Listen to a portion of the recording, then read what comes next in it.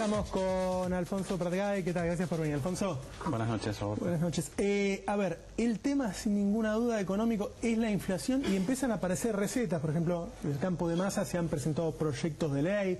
¿Se puede bajar con leyes? ¿Hay 3 o 4 cosas fáciles para bajarla o es muy complicado esto de la inflación? No, la inflación no se baja del Congreso. Me parece que esto es parte de la campaña de Massa, que ahora cree que puede resolver todo desde una banca, ¿no? La inflación es responsabilidad exclusiva del gobierno. Es el Poder Ejecutivo el que tiene los resortes para tener un programa económico que no necesite de la inflación. Es hoy además el gobierno el que controla absolutamente el Banco Central. En unos pocos días nomás caen los acuerdos de los últimos directores que tienen aprobación del Senado. Vale decir, todo el directorio del Banco Central de la República Argentina está a tiro de decreto, ¿no?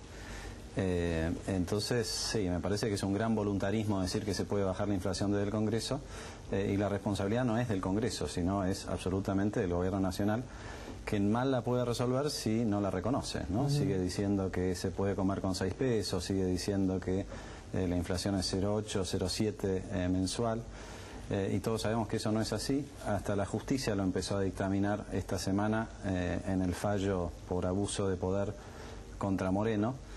La propia justicia habla de los índices de inflación de los que muchos de nosotros venimos hablando hace tiempo, no el índice del Congreso, sino los índices oficiales de las provincias. De las provincias.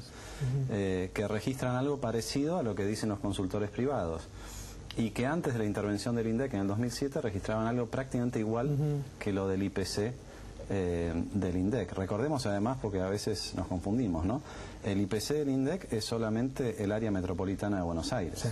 Entonces, en un país federal, yo quiero darle tanto peso al índice de Entre Ríos, de Tucumán, de San Luis, de Tierra del Fuego, como le doy al de... ¿Es eso lo que viene, se supone, con este índice que le presentaron al Fondo Monetario Internacional? No, a ver, es una manera de gambetear al Fondo Monetario, ¿no? A mí me da gracia porque esta semana, cuando discutíamos en el Congreso el presupuesto, Feletti decía...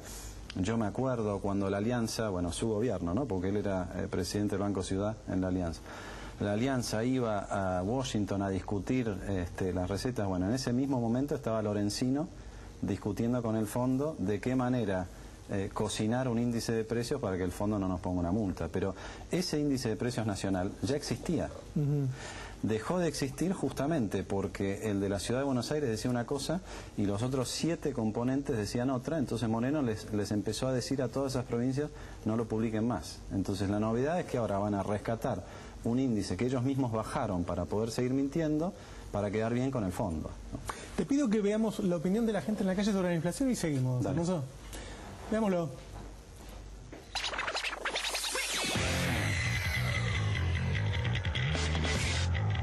Bueno, la inflación es un disparate, es la causal de muchos de los problemas actuales que tenemos en la economía. No hay una herramienta hoy que pueda bajar la inflación. En el corto plazo no lo va a poder hacer. Es muy difícil, eso lo tiene que regular el gobierno, pero las corporaciones son muy poderosas. El pueblo inflaciona porque tiene expectativas y el gobierno inflaciona porque emite. No han hecho nada contra la inflación. No entiendo por qué hay diferencias de precios. Yo vengo de Bariloche, en Bariloche hay un precio, acá vas al mercado central y hay otro. Hay gran comodidad de parte de la gente para ir al lugar más cerca. Tenemos grandes economistas que la pueden resolver.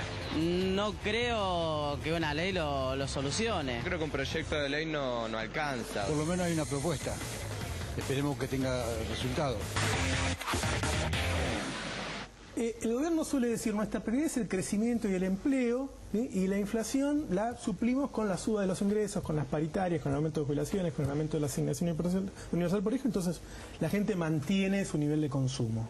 ¿Vos qué opinás sobre eso? Yo pienso que eso no resuelve el problema, porque la inflación no solamente ataca el consumo, que bien medido no está creciendo, como esta semana tuvimos los números de cuentas nacionales del Producto Bruto Interno, y la verdad que ya es una farsa hasta esos números, ¿no? Nadie cree, por ejemplo, que la actividad financiera esté creciendo al 24% anual. O sea, eso es la falsedad de no usar el número de inflación que corresponde, ¿no? Que el consumo esté creciendo al 9% anual. Eso no es así, no hay manera de justificar eso. No hay más que darse una vuelta por las ciudades y ver cómo está la actividad económica, ¿no? Entonces me parece que no es solamente que algunos tienen la suerte de que sus ingresos se ajusten al mismo ritmo de la inflación. Aun cuando todos se ajustaran al mismo ritmo, siempre queda alguno que está distorsionado y siempre queda algún precio que está distorsionado. Y si no, preguntale a un pequeño productor de la provincia que vos elijas, ¿cómo hace para combatir la inflación de los costos en un mundo donde no te regalan nada y con un esquema cambiario que se parece cada vez más a los 90, ¿no? Por eso ves menos actividad en las provincias, por eso se distorsiona todo lo demás. ¿O acaso no tuvimos la discusión del mínimo no imponible? ¿Y de dónde viene la discusión del mínimo no imponible? Justamente de que no se van ajustando los parámetros del impuesto a las ganancias. El gobierno que hasta hace 10 minutos te decía, 1, no hay inflación, 2, no puedo modificar el mínimo no imponible porque no tengo los fondos, perdió las elecciones y, eureka, aparecieron los fondos y apareció veladamente el concepto de la inflación, ¿no? Bueno, me parece, como dijo ahí un señor, el tema de la inflación es complejo porque tiene mucho más que ver con las expectativas que con la realidad. Yo no creo que el problema hoy en Argentina sea exclusivamente que hay más demanda que oferta, ¿no? Eso no sería un problema. Bueno, por ahí viene el diagnóstico de la gente de masa, por ejemplo, ¿no? Bueno, yo te doy el mío. Puede ser que haya algo más de demanda que de oferta. ¿Cuál es el problema? El problema es que la inversión no acompaña ese crecimiento de la demanda. ¿Por qué? Porque hay desconfianza respecto de lo que va a pasar. Y el otro elemento, como decía ese señor, las expectativas. Si yo creo que la inflación va a ser del 25 o 30% y yo soy un formador de precios, o me siento a discutir con mi empleador mi salario, voy a pedir siempre un poco más, me cubro, ¿no? Y eso es lo que está haciendo el gobierno ahora con la política cambiaria. Fíjate, durante tiempo dijeron, no, los devaluadores nos quieren volver no sé a qué época, porque siempre eligen una época que les cae bien. Y ahora resulta que ellos son los que están devaluando al ritmo del 30% anual, ¿no? Entonces es una carrera en la que ya venían muchos corriendo al 25% y ahora se sumó al gobierno con una variable más que es el tipo de cambio. No resolvés el problema de esa manera. El problema es con un programa económico que sea creíble, con un acuerdo social que sea creíble y en el que de a poco vas bajando la inflación, imponiendo una meta. Y digamos las cosas como son. Es falso lo que dice la Presidente de la meta de crecimiento por encima de la meta de inflación. Cuando yo estaba en el Banco Central, el Presidente de la Nación era su marido y él estaba muy contento con el esquema de metas de inflación. ¿Por qué? Porque en ese momento la inflación era el 4% y crecíamos al 9%. Fíjate a dónde te llevó las metas de crecimiento de la Presidenta. Creces al 4%, con suerte, con números truchados, con inflación del 25%. Claramente prefiero el otro esquema a este, ¿no? El otro tema al que habla la gente, un poco más lejos obviamente, pero que es preocupación de muchos, es el tema de la prohibición de venta de dólares para aprovisionamiento. ¿Vos pensás que habría que mantenerlo por una histórica fuga de divisas en Argentina o que habría que salir o se puede salir? Y yo creo que siempre hay una fuga que aparece cuando tapas otra, ¿no? Hoy el tema es el turismo. Lo que perdías en la primera mitad del año se fueron más de 4.000 millones de dólares por el turismo. Anualizarlo son 9.000. Es más que la fuga de capitales que tenías antes del cepo cambiario, ¿no? Lo que es obvio es que no se resolvió el problema. A vos Moreno te dijo, yo con el cepo cambiario resuelvo 2 pájaros de un tiro. No tengo que devaluar y protejo las reservas. Desde el cepo cayeron 12.000 millones de dólares en las reservas y el tipo de cambio se deprecia ahora a un ritmo del 30%. Pero no cayeron porque se usaron para pagar deuda, Alfonso.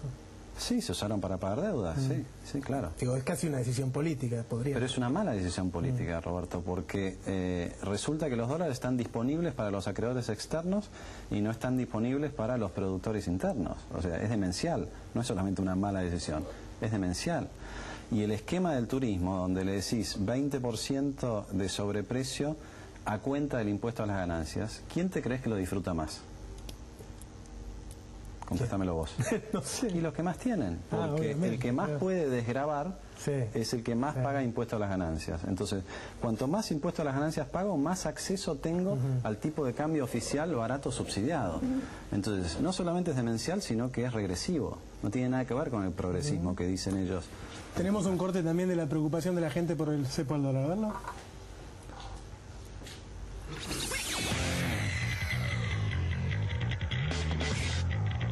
No estoy de acuerdo con el cepo al dólar, no. Me parece que es una medida que debería ser revisable. La gente recurre al dólar en busca de tener una seguridad. si compra todo el mundo dólares o las grandes corporaciones compran dólares y después quieren devaluar como quieren devaluar ahora, la única medida es eso o devaluación. Supuestamente estamos en un país donde cada uno puede comprar y vender lo que quiere y vos que querés comprar dólares o vender no te deja. En este país se está produciendo, ¿entiendes? No como antes, que no se producía nada, teníamos que comprar todo y se llevaban todos los dólares que ingresaba al país. Está trabando todo, nadie puede hacer nada. Si querés salir no puedes hacer nada. Si querés ir a vacaciones tampoco. Por lógica, tendría que ser liberado. ¿Quién es el gobierno para decirme qué es lo que tengo que hacer yo con mi dinero? Todas trabas, no podemos viajar al exterior. No deja de ser un tema secundario en términos de problemas, y viajar al Caribe, no sé. En realidad viajar podés viajar. Pasa que hay gente que viaja, si no le alcanzan los dólares, va a comprar algo negro, ¿no? Pero no se puede eso, ¿no? Sí, no se puede.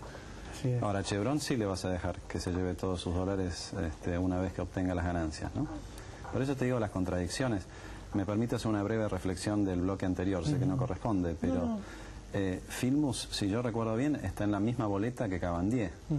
Cabandier hace 3 semanas dijo que el riachuelo estaba resuelto porque había peces. Y ahora Filmus dice que no está resuelto porque es culpa de Macri, ¿no?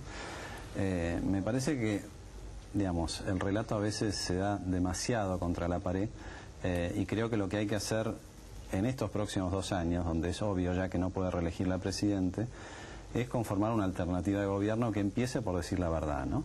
Que empiece por reconocer los problemas. Nadie va a resolver un problema que no reconoce. Y yo creo que este es el problema central que tiene el gobierno hoy. A partir del 2007 en adelante, todo se fue distorsionando.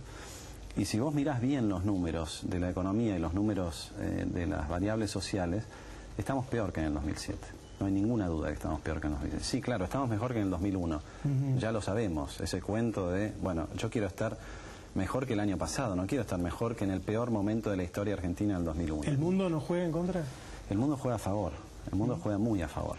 Si no, mira el resto de la región. Hay solamente 2 países que tienen cepos cambiarios, Venezuela y Argentina. Brasil no crece nada. Brasil crece, no es que no crezca nada. El 1%, crece, 1,5%. Crece al 2%, no creas que Argentina crece mucho más que eso, ¿no? Uruguay, mirá lo que es Perú, Ecuador, Bolivia, crecimientos muy fuertes, ¿no? Brasil tiene una conexión con el mundo que es diferente a la nuestra, en todo caso. Brasil le pega a la situación internacional porque depende de la demanda de productos manufactureros de Brasil al resto del mundo. Nosotros no, nosotros nos conectamos con el mundo a través casi exclusivamente de las materias primas y los commodities. También es falso lo que dice el gobierno de que Argentina se reindustrializó en los últimos 10 años. Es más, lo reconoció el otro día Kicillof cuando vino al Congreso y mostraba los gráficos donde la proporción de la industria respecto del ingreso nacional había caído, o sea que yo ya no lo tengo que decir más, lo reconocen ellos, ¿no? Pero ¿por qué es conveniente para Argentina lo que le pasa hoy al mundo? Porque hoy el mundo demanda nuestros productos, los productos en los que nosotros somos buenos, a precios muy atractivos, y además tiene tasas de interés muy bajas, que el resto de la región aprovecha y nosotros no. Muchas gracias, Alfonso. No, Roberto. Decíamos al principio que la inseguridad se metió en la campaña.